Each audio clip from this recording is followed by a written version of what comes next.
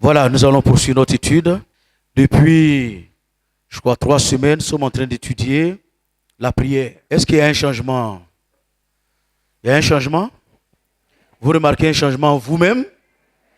Est-ce que votre manière de prier a commencé à changer? On a dit de prier plus longtemps, de prier avec ferveur, n'est-ce pas? De prier avec persévérance, de prier avec foi, de prier avec ardeur, de prier avec conviction, autorité, des prières qui déplacent les montagnes. Alléluia. Est-ce que ça a commencé à changer en vous? Il y a de l'amélioration? Alléluia. Gloire à Dieu. Que le nom du Seigneur soit béni. Dimanche dernier, on avait vu après la période de repentance, quand nous prions, on doit commencer par une phase de repentance. Il y en a qui pensent que ce n'est pas nécessaire, ils pensent qu'ils sont super saints. Nul n'est super saint. Dans une journée, personne ne peut vivre sans péché. Soit en pensée, en parole, par l'audition, par les regards, par les actes. Il y a plusieurs manières par lesquelles on peut pécher. Non, ne pensez pas que vous êtes super saint. Je n'ai pas besoin de me confesser, je n'ai pas commis adultère, hein, donc ça va, tout va bien. L'adultère n'est pas le seul péché. Ces 2 jours-là, quand je lis la Bible, il y a un mot qui me frappe beaucoup. La cupidité. Chaque fois que Paul parle de cupidité, il associe ça à l'idolâtrie. Cupidité est toujours associée à l'idolâtrie. Celui qui est cupide, c'est-à-dire qu'il ne peut pas donner de l'argent à Dieu pour l'œuvre de Dieu, donner l'argent facilement à quelqu'un qui est cupide, c'est un idolâtre. On ne met pas l'accent sur ce genre de choses. Et on pense qu'on est super saint. La cupidité est une idolâtrie. C'est comme quelqu'un qui va se prosterner devant un fétiche pour adorer une idole. C'est comme de l'idolâtrie. Quelqu'un qui va se prosterner devant une statuette pour lui adresser des prières. Lisez la Bible. Ces 2 jours, chaque fois, ça frappe mon attention. Cupidité qui est une idolâtrie. Cupidité, idolâtrie. Non, ce n'est pas seulement l'adultère. Le mensonge. Quand on lisait dans l'Apocalypse, aucun menteur n'entrera dans le royaume de Dieu. Aucun menteur. Le mensonge, c'est un péché aussi grave. Dehors les chiens, les impudiques, les enchanteurs, les menteurs. Donc avant de s'approcher de Dieu, la première attitude, la première chose à faire, c'est la repentance. Sonder son cœur. Demander pardon à Dieu pour un mauvais regard qu'on a jeté, une mauvaise parole qu'on a prononcée, un acte malsain qu'on a posé. Il faut demander pardon à Dieu pour toutes ces choses. Il faut se sanctifier parce que Dieu est infiniment saint. Il n'est pas 3 fois saint. Il est infiniment saint. Alléluia. Et l'impureté ne peut venir devant sa présence. Et puis après, on a donné comment prier. Il faut prier d'abord pour soi-même. Quand on s'est repenti, non, après la repentance, c'est la louange. Il faut louer Dieu.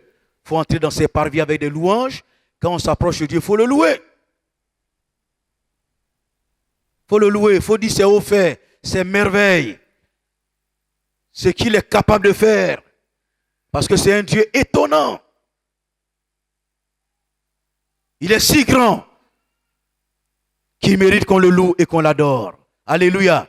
Donc il faut le louer, l'exalter. Lisez les psaumes, vous allez voir tellement de bonnes paroles à l'égard de notre Dieu. Un Dieu si grand. Le psalmiste pourrait dire, je te loue de ce que c'est une créature si merveilleuse. Alléluia. Quand on regarde la structure de l'homme, comment l'homme est créé, la structure, Dieu mérite d'être loué. Il faut le louer, il faut le remercier pour tout ce qu'il fait pour nous. Et puis maintenant, il faut présenter ses requêtes.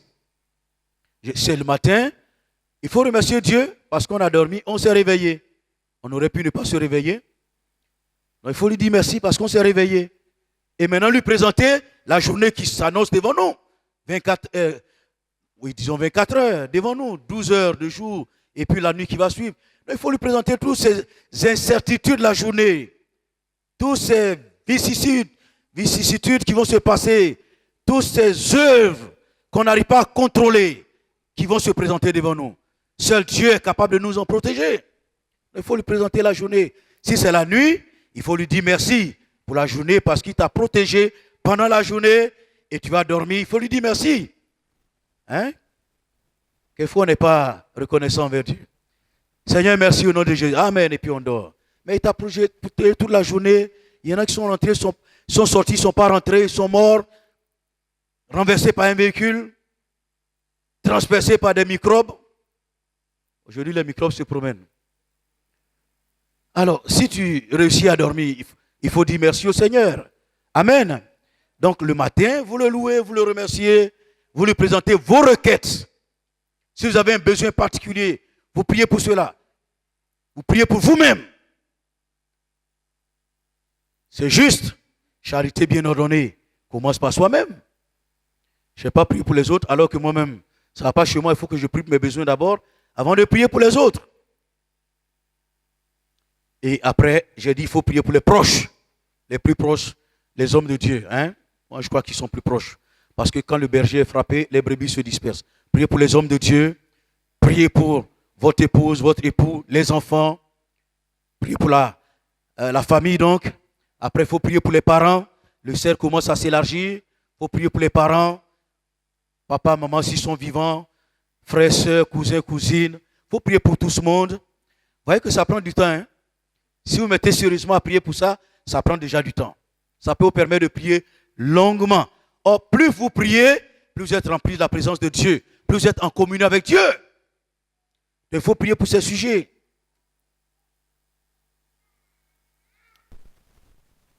Il faut prier pour les autorités spirituelles, les autorités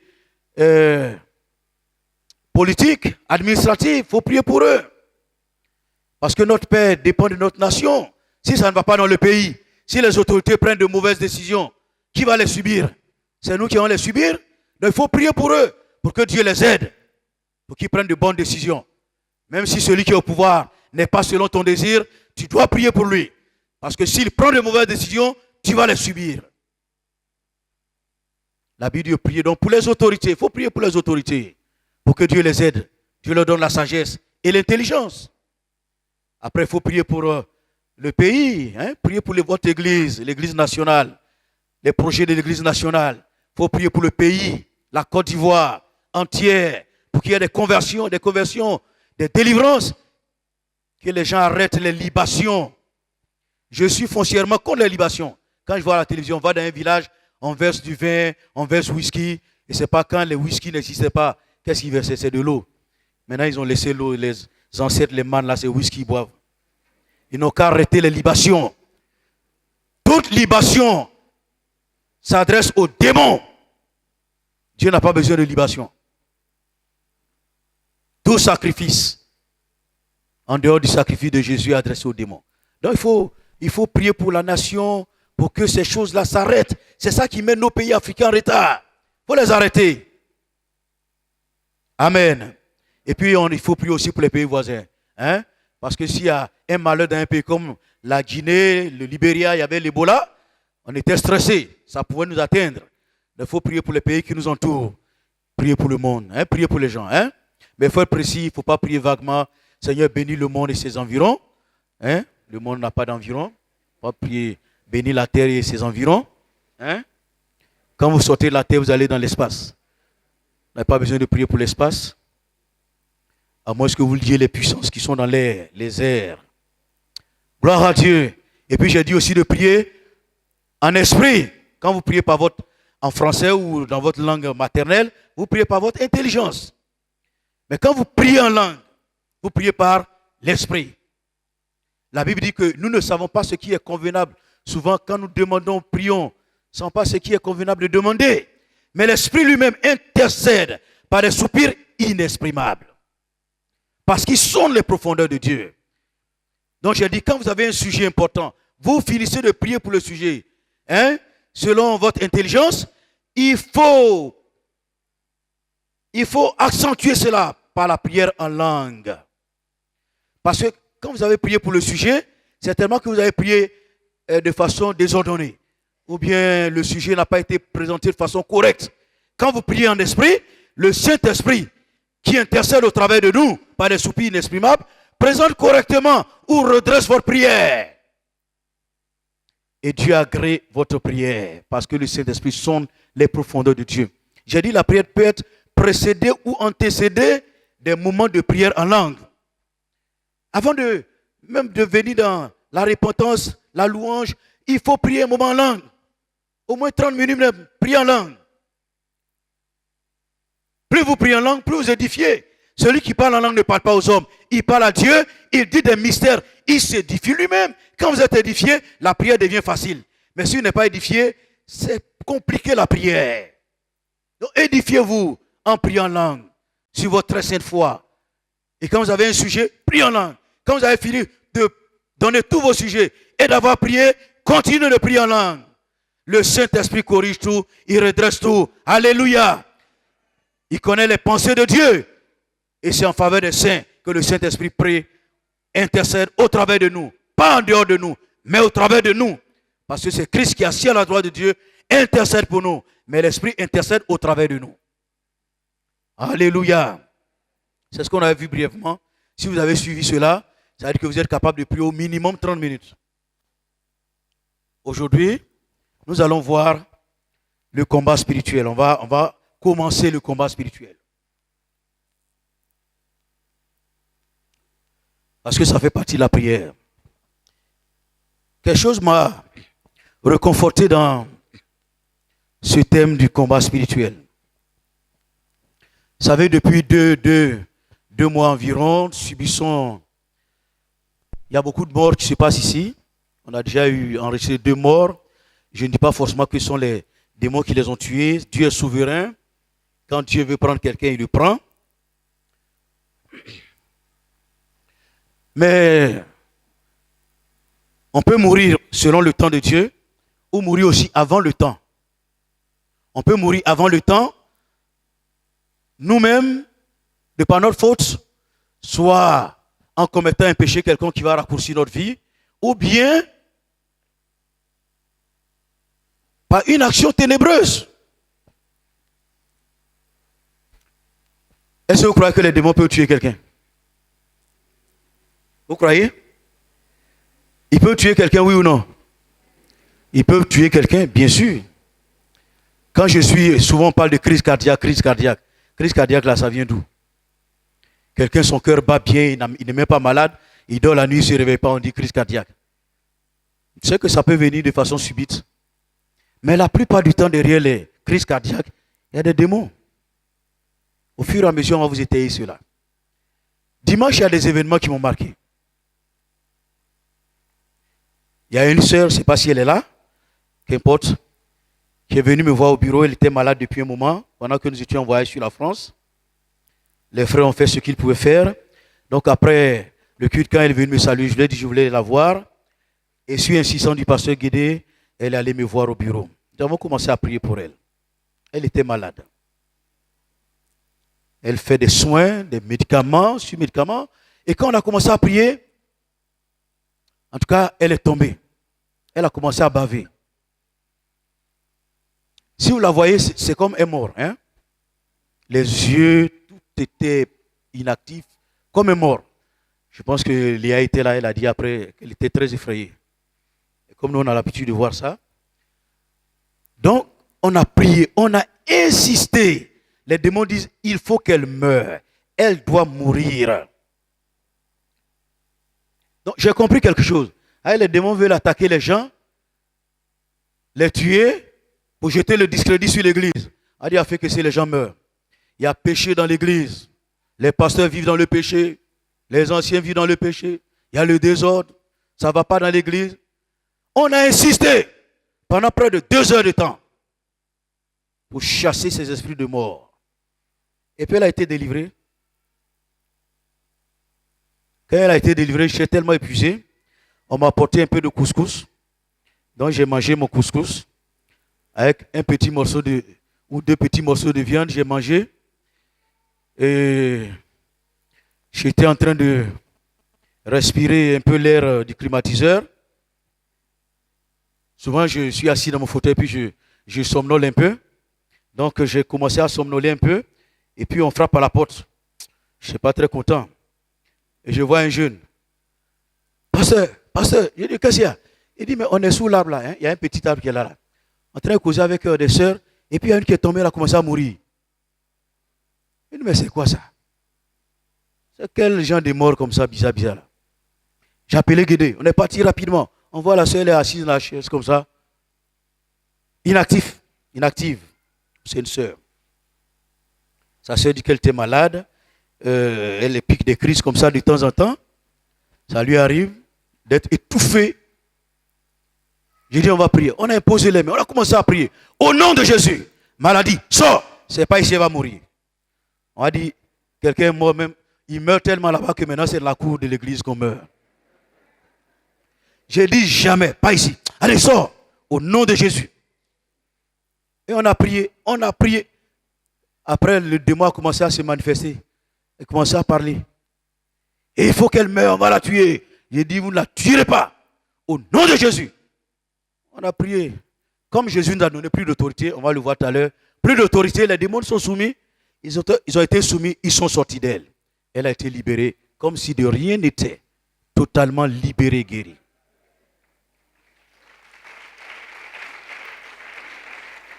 Et puis le soir, comme il y a les néophytes, on a demandé à avoir une réunion avec eux, et je vais les encourager un peu. J'ai dit, on va prier. Qui sont ceux qui ne sont pas baptisés dans le Saint-Esprit? 3 personnes. Sur les 23, tous les autres. J'ai dit, bon, mettez-vous là. Donc on a prié, on a fait repentance, on a imposé les mains, paf, les 3 étaient baptisés du Saint-Esprit, ils ont commencé à parler la langue. Et parmi les responsables, il y a un qui est venu dire, mais parce que pendant la prière, j'ai vu quelqu'un qui était couché au milieu là, on lui a attaché un pagne, et puis des gens l'avaient entouré, que vraiment je ne comprends pas. J'ai dit, bon, il faut dire à tout le monde. Et il a dit, quand il a dit les prophéties, mon serviteur, ouvre les yeux, l'esprit de mort est encore là, ouvre les yeux. J'ai dit, mais l'esprit de mort, il veut quoi? Qu'est-ce qu'il veut? L'esprit de mort est encore là, ouvre les yeux, ouvre les yeux. J'ai dit, ok, mettez-vous en rang. Donc tous sont mis en rang, et j'ai commencé à leur imposer les mains, l'un après l'autre. Sur les 23 personnes, il y a 10 qui avaient l'esprit de mort. Sur les 23 personnes, 10 ont été terrassés. 10 personnes terrassées. Je ne priais que contre l'esprit de mort. Quand il dit esprit de mort, au nom de Jésus, je t'ordonne. Boum. 10 personnes sur 23 ont été terrassées. Et comme il y avait le groupe de prière qui était là, avec des membres du groupe de délivrance sont allés nous aider. Et on a fait les délivrances de ces personnes. Il y avait des cas qui étaient coriaces. C'est-à-dire qu'il y a les esprits de mort qui sont cachés dans des gens depuis longtemps et ils veulent profiter de maintenant pour les tuer, pour jeter le discrédit sur l'église. Ça ne marchera pas. L'église est là pour le salut des hommes, pas pour la mort des hommes. Nous allons faire obstacle aux démons. Nous allons faire barrière. Celui qui doit mourir, qu'il meure de façon naturelle, mais pas par l'œuvre des démons. Nous refusons cela. C'est pour cela que nous allons nous lever dans la prière et dans le combat spirituel. Alléluia. Le combat spirituel. Éphésiens 6, verset 10. Éphésiens 6, verset 10. Au reste, fortifiez-vous dans le Seigneur et par sa force toute puissante, revêtez-vous de toutes les armes de Dieu afin de pouvoir tenir ferme contre les ruses du diable. Car nous n'avons pas à lutter contre la chair et le sang, mais contre les dominations, contre les autorités, contre les princes de ce monde de ténèbres, contre les esprits méchants dans les lieux célestes. C'est pourquoi prenez toutes les armes de Dieu afin de pouvoir résister dans le mauvais jour et tenir ferme après avoir tout surmonté. Amen. Vous pouvez lire la suite et vous allez voir où on parle des armes spirituelles. Chers frères, chères sœurs, nous n'avons pas à lutter contre la chair et le sang. On n'a pas à lutter les uns contre les autres. Si un frère t'irrite, se dresse contre toi, la Bible dit, si tu as raison, pardonne à ton frère ou à ta sœur comme Christ t'a pardonné. Pardonne. Christ nous a pardonné. À la croix, il disait, Père, pardonne-leur, car ils ne savent pas ce qu'ils font. Je me demande si les Juifs ne savaient pas ce qu'ils faisaient. Quand ils étaient en train de l'insulter, si tu es le Messie, le Christ, descends de la croix et nous le saurons, de le ridiculiser. Jésus dit, ils ne savent pas ce qu'ils font. Ils ne savent pas que derrière ce qu'ils sont en train de faire, il y a quelqu'un qui se cache. Les Juifs ont livré Jésus aux Romains et les Romains ont tué Jésus. Mais derrière tous ces clics, il y avait quelqu'un qui était caché. La Bible dit, si les chefs, les rois de ce monde l'avaient su, ils n'auraient jamais crucifié le Seigneur de gloire. Si le diable l'avait su, il n'allait jamais crucifier Jésus. Donc c'est lui qui était le commanditaire. C'est lui qui était derrière. Et qui a poussé les gens à tuer Jésus. Malheureusement, il ne savait pas que c'était sa défaite. Nous n'avons pas à lutter contre la chair et le sang. Nous avons à lutter contre les esprits. Contre les esprits. Il est question de ici. On parle des dominations, des autorités, des principautés et des esprits méchants dans les lieux célestes.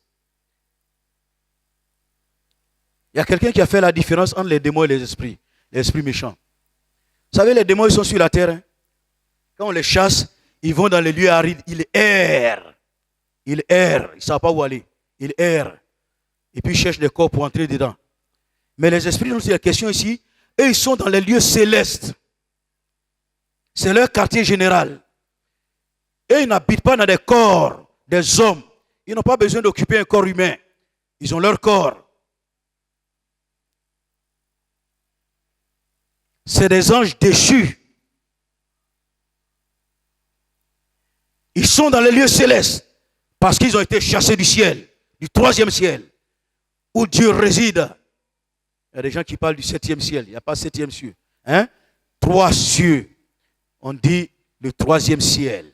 Paul a été ravi jusqu'au 3e ciel. Vous avez l'atmosphère, hein? Avec les ionosphères, bionosphères, toutes ces sphères que vous voyez là. Hein? Ce que vous voyez. Quand vous avez dépassé toutes ces sphères-là, vous allez dans un autre domaine, qui est le 2e ciel. Et quand vous avez dépassé ce 2e ciel, vous allez dans un autre domaine encore, qu'on appelle le 3e ciel. C'est là-bas que Dieu réside, avec ses anges élus. Mais les déchus ont été précipités. Et ils sont descendus au 2e. Ils sont dans les airs. On appelle le diable le prince de la puissance de l'air. C'est un de ses noms. Le prince de la puissance de l'air. Il est dans les airs. Il n'est pas sur la terre. Quand il vient sur la terre, c'est se promener pour demander des comptes. Donc ce sont des esprits méchants. Il y a des dominations, des autorités, des principautés et des esprits méchants. Vous entendez bien dedans? Méchants. Ce ne sont pas des esprits gentils. Ils ne sont pas doux. Ils sont méchants. Foncièrement méchants. C'est eux qui régissent le monde. C'est eux qui régissent le monde. C'est à cause d'eux que nous devons combattre. On ne combat pas dans le vide, on ne combat pas pour rien. On combat parce qu'on a un ennemi en face. Dans Philippiens 1:30, Paul dit, il parlait aux Philippiens de savoir le combat qu'il soutenait pour eux Il dit le combat que je soutiens pour vous. Paul soutenait un combat pour les Philippiens. Quand on parle de combat, c'est qu'il y a un adversaire, c'est qu'il y a un ennemi, c'est qu'il y a un opposant. Donc Paul soutenait un combat, Philippiens 1, 30, en soutenant le même combat que vous m'avez vu soutenir et que vous apprenez maintenant que je soutiens. Donc toute sa vie, il a passé toute sa vie à soutenir un combat noble. Et ce combat, c'était contre les puissants des ténèbres, pour que l'Église puisse être implantée partout et que Jésus soit connu. Dans 2 Timothée 2, 7, Paul, parlant à Timothée, dit « J'ai combattu le bon combat ». Il y en a qui combattent le mauvais combat. Un combat contre un homme est un mauvais combat. Nous devons combattre le bon combat. Et le bon combat consiste à combattre les puissances ténébreuses, les esprits méchants dans les lieux célestes. 1 Timothée 1, 18. Paul dit à Timothée de combattre le bon combat. Parce qu'il y a de faux combats. Combat le bon combat de la foi. Le combat auquel tu as été appelé. Chers frères et sœurs, nous avons été appelés au bon combat. Jésus est notre capitaine. Quand vous priez, quelquefois vous dites l'Éternel des armées. C'est écrit dans la Bible. Pourquoi on l'appelle l'Éternel des armées? C'est parce qu'il est à la tête d'une armée. Il est à la tête d'une armée céleste. Et quand vous vous convertissez, vous entrez dans l'armée. Donc vous devenez automatiquement des combattants. Et si vous ne le savez pas, vous allez avoir des problèmes. C'est pour cela qu'il y en a qui vont aux funérailles, comme je le dis, ils vont aux funérailles, ils vont à certaines cérémonies, et puis ils reviennent malades. Parce qu'ils ne savent pas qu'ils sont engagés dans un combat. Quand vous partez aux funérailles, le vieux sorcier qui est là, il te regarde, on dit fais ça, tu dis il ne fait pas, fais ça, tu fais. Il dit mais lui, il se prend pour qui? On dit c'est un chrétien. Chrétien. C'est quoi qu'on appelle chrétien? Donc il va essayer si tu es chrétien. C'est ce que chrétien veut dire. Il va t'essayer. Et toi tu es là, tu ne pries même pas, tu t'amuses, tu es là, tu joues, tu bavardes, bavardage inutile, tu te mets en colère, tu ouvres une porte et le vieux te tape dans le dos. Oups, quand tu arrives ici, tu dis j'ai mal au dos, j'ai mal au cou, j'ai mal à la hanche. Tu n'as pas su qu'en allant, tu allais dans un combat. Quand un chrétien se déplace, il va dans un combat. Parce que le diable sait qui tu es. Le diable n'a rien à faire les païens là. On dit que quelqu'un est parti à la chasse avec son fils et il a tiré sur les perdrix qui sont tombés. Il y en a qui étaient blessés, d'autres étaient morts. Et son fils a commencé à ramasser les perdrix qui étaient déjà morts là. Il a commencé à les ramasser. Son père dit non, laisse-les. Il faut attraper ceux qui sont blessés, qui essaient de sauter. Et ils vont partir, ramasse-les, attrape-les. Elle a commencé à les attraper. Il dit ceux-là, ils sont déjà morts. Après, on va venir les ramasser. Mais ceux qui sont blessés, si on les laisse, ils vont s'en aller. Non, le diable, il n'a rien à faire avec les morts. Ceux qui ne connaissent pas Jésus là, ils sont morts, quoique physiquement vivants. Le diable n'a rien à faire avec eux. Le juif veut, il les attrape comme des poulets. C'est tout. Mais nous, ils tirent sur nous. Il y en a qui sont blessés. Et ceux qui sont blessés là, c'est vers eux il envoie ses démons. Il envoie ses mauvais esprits. Ceux qui sont blessés. Ceux qui sont encore en forme, bien en forme dans la prière, qui soutiennent l'église, qui soutiennent le combat. C'est vers eux que le diable envoie ses généraux. Si tu n'as pas d'attaque diabolique, tu n'as pas d'oppression, pose-toi des questions. Qui tu es dans le corps de Christ? Tu occupes quelle place? Tu n'es pas à la tête en tout cas, tu es dernier. Tu n'impressionnes pas le diable. Tu ne représentes pas pour lui une menace. Donc tu n'es rien pour lui. Mais si tu représentes une menace pour le diable, forcément tu vas avoir des problèmes. Mais heureusement Jésus nous a donné le pouvoir. On va voir. On est capable de relever tous les défis. Alléluia.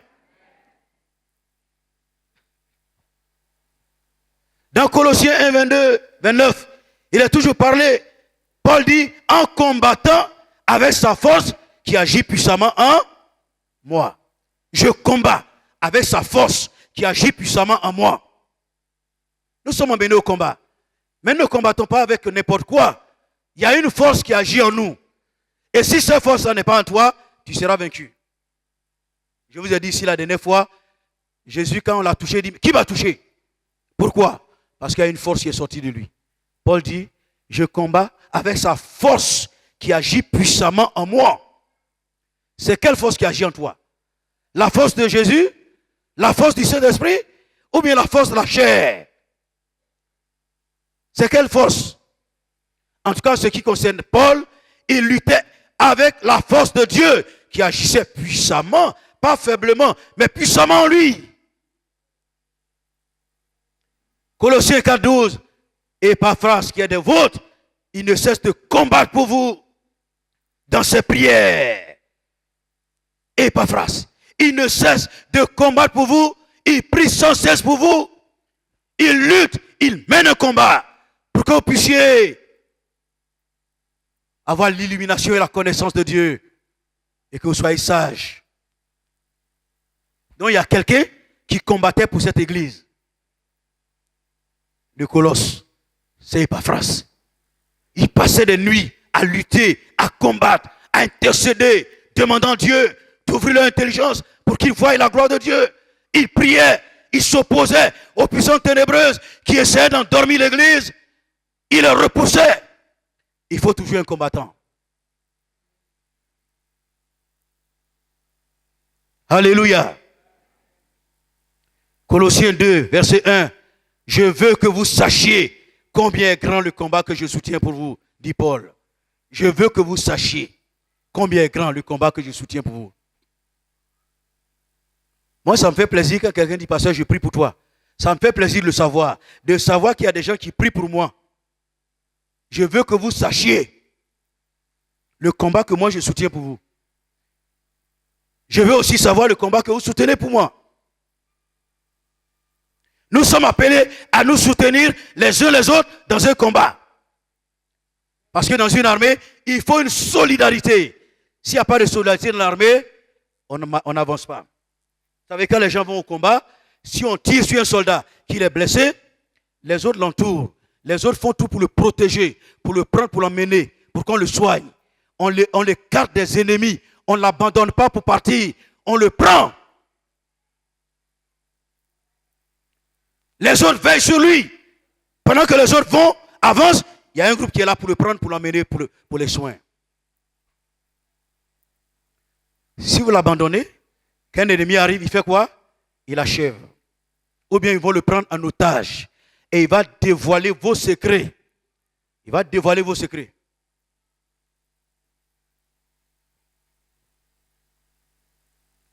Quand un chrétien quitte la foi chrétienne, ou bien, c'est pour cela dans les régions, quand vous quittez une religion, les gens vous menacent.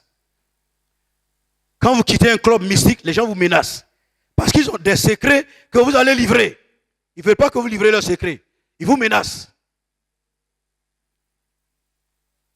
C'est les chrétiens qui ne menacent pas. Nous, on veut que les gens soient sauvés, c'est tout. De toutes les façons, on n'a pas de secret. Qu'est-ce qu'on a à cacher? Il n'y a rien de mystique. Tous les mystères sont révélés, ça y est dans les Écritures. Tout le monde peut lire. C'est dans les lieux kabbalistiques qu'il y a des secrets. Dans les ténèbres qu'il y a des secrets. Mais pour Jésus, tout est lumière. Il dit ce que je vous dis dans le secret, dites-le sur les toits. Allez monter sur des plateformes et criez-le sur tous les toits. Il n'y a rien de secret dans l'église. Quand quelqu'un est blessé, nous devons l'entourer. On ne doit pas l'achever par nos paroles, notre manière de faire, notre désengagement. Mais on doit l'entourer jusqu'à ce qu'il se relève. Parce qu'il fait partie de l'armée. Alléluia. Les dominations, les autorités, les principautés, ça c'est par ordre de grandeur. Quelqu'un qui domine. C'est un peu comme l'administration du monde. Quand vous voyez l'administration, vous voyez le président, le premier ministre, après vous avez les ministres. Et puis, vous avez l'administration, vous voyez le président qui est représenté dans d'autres villes par le préfet. Le préfet, secrétaires généraux, les sous-préfets. C'est ainsi de suite. Donc il y a des dominations.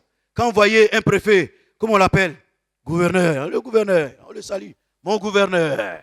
Quand vous voyez un sous-préfet, mon commandant. Oui, mais c'est des dominations. C'est des grades. Ça n'a pas commencé sur la terre, ça a commencé dans le ciel. Ça existe parmi les éléments sataniques, mais ça existe aussi parmi les éléments de Dieu. Parmi les anges, il y a la même classification. Ce qui n'existe pas dans la classification démoniaque ou satanique, c'est le trône. Dans la classification divine, il y a le trône. Trône, domination. Vous avez des dignités. Il y a des dignitaires. Satan et ses démons ont perdu toute dignité. Ils ne méritent plus la dignité. Mais dans la classification divine, vous avez des trônes. Vous avez domination, autorité, dignité, principauté. Vous avez tout cela. Mais il y a des choses qui manquent dans la classification satanique. Il n'y a pas le trône. Le trône appartient à Dieu seul. Alléluia. C'est lui seul qui est digne de s'asseoir sur le trône. Et je vous ai dit que Dieu est intronisé au travers de nos louanges. Quand nous louons Dieu, quand nous l'exaltons, quand nous l'adorons, nous le plaçons au-dessus de son trône. Et quand Dieu est sur son trône et qu'il parle, toute parole qui sort de sa bouche devient créatrice de fait. Alléluia. Alléluia. Il faut que nous puissions mener Dieu à être sur son trône et à prononcer des paroles en notre faveur. Quand Dieu est sur son trône et qu'il est satisfait des louanges, de l'adoration, des paroles sortent de sa bouche. Et les paroles qui sortent, c'est des paroles d'autorité, de bénédiction, des paroles qui rassurent. Il menace le diable, celui qui dévore nos biens, il le menace depuis le ciel. Et le silence se passe parce que Dieu est Dieu. Alléluia. Oh, que Dieu soit loué. Dans Ephésiens 6, 12, nous révèle la position, le lieu dans lequel se trouvent ces esprits. On dit dans les lieux célestes. Les démons, eux, ils sont sur la terre ici. Ils ne savent pas d'où ils viennent, mais ils sont sur la terre. Et ils n'ont pas de corps, ils cherchent à rentrer dans un corps pour être heureux, pour être à l'aise. Mais les esprits là, ils ne cherchent pas à rentrer dans un corps. Et ils sont là pour contrôler, pour dominer, pour tuer, pour étouffer.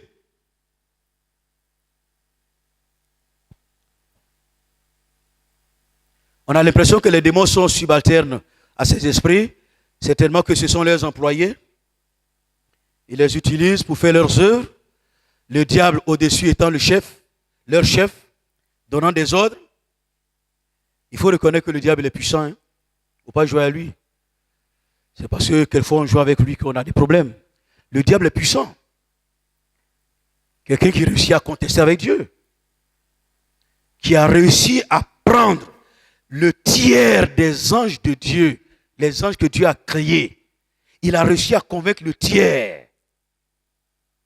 Ça ici c'est 900. Il a pris 300 lui. Et puis 600 sont restés avec Dieu. C'est pas n'importe qui. C'est un roublard, un rusé, un malicieux, trompeur, ingénieux au mal, très puissant. Il a réussi à convaincre le tiers des anges à le suivre pour s'opposer à Dieu. Mais ce qui est bon dans tout ça là, c'est qu'il y a 2 tiers qui sont restés à Dieu. Alléluia. Donc quand le diable envoie un, il y a 2 anges qui sont là.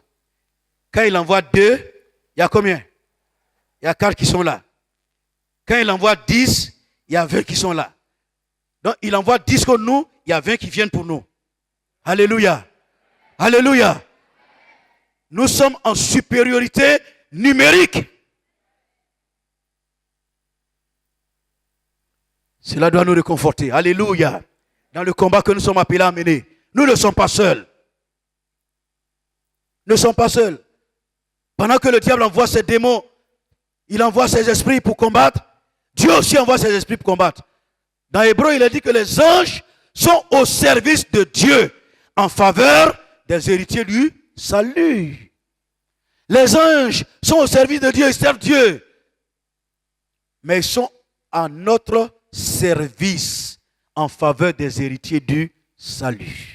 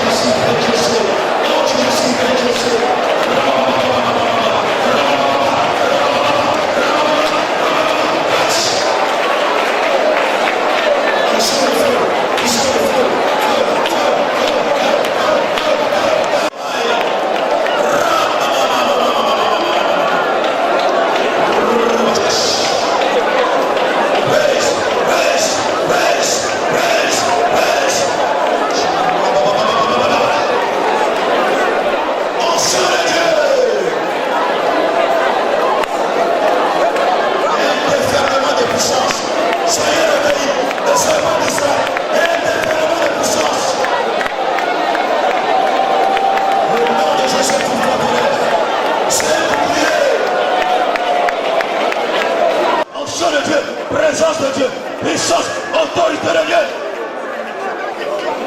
Saint-Esprit, prends le contrôle, prends le contrôle, prends le contrôle, prends le contrôle, prends le contrôle. D'une braille, rise again with your side. Puissance de Dieu, puissance de Dieu, puissance de Dieu. Prends le contrôle, prends le contrôle, prends le contrôle, prends le contrôle maintenant. See the bride, my Shabbat. Chiga baba, rise. Accélération.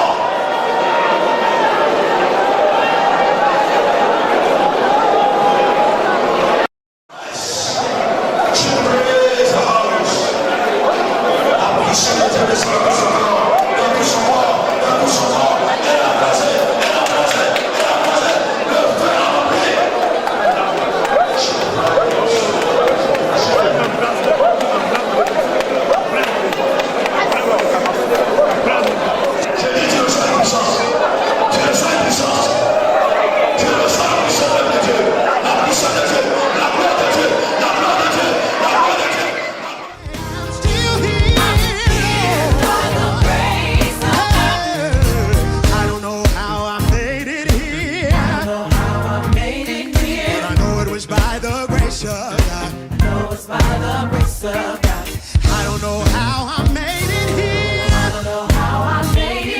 But I know it was by the grace of